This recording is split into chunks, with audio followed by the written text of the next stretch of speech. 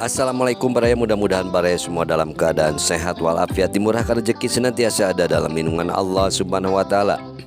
Baraya, untuk topik kita kali ini yaitu nilai tinggi bukan jaminan. Ini fakta seleksi PPPK tahap 2 yang wajib diketahui honorer, jangan sampai dikecewakan.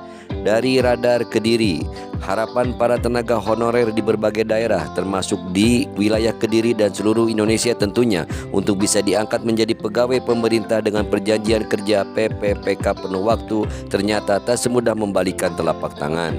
Meskipun memperoleh nilai seleksi yang tinggi, ternyata itu belum menjadi jaminan mutlak untuk langsung diangkat sebagai PPPK penuh waktu dalam proses seleksi tahap 2 tahun 2025.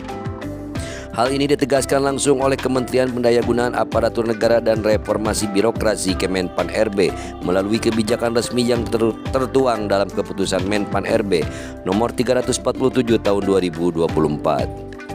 Dalam aturan tersebut disebutkan bahwa kelulusan seleksi PPPK tahap 2 tidak hanya ditentukan berdasarkan hasil nilai tes semata, tetapi juga sangat bergantung pada ketersediaan formasi dan sistem peringkat di setiap instansi yang dilamar oleh peserta seleksi. Artinya, seorang peserta seleksi bisa saja memiliki nilai tinggi, namun jika formasi di instansi yang dilamarnya sudah terisi oleh peserta lain dengan nilai yang lebih tinggi, maka peluang untuk diangkat menjadi PPPK penuh waktu bisa sirna. Sebaliknya, peserta dengan nilai yang tidak terlalu tinggi namun melamar pada formasi yang kurang peminat bisa saja mendapatkan posisi.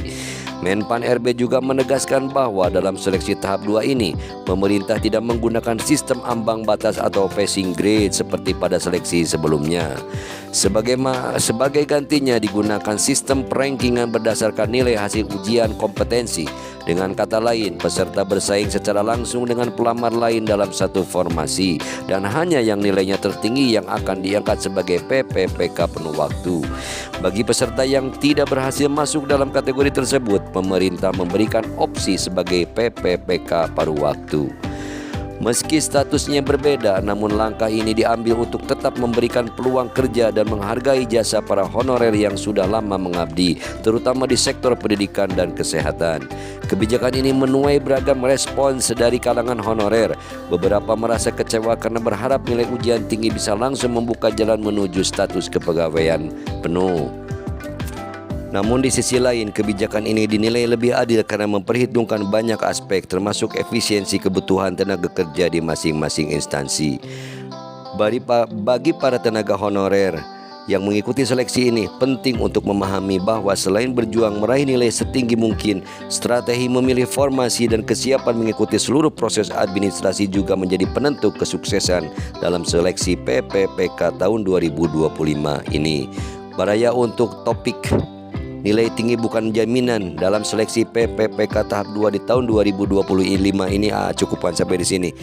Mohon pamit seperti biasa. Sebelum pamit, mohon dukungannya untuk mensubscribe, menyukai, mengomentari serta membagikannya. Mohon maaf bila ada salah dan hilap. Hatur nuhun, terima kasih, salam Baraya.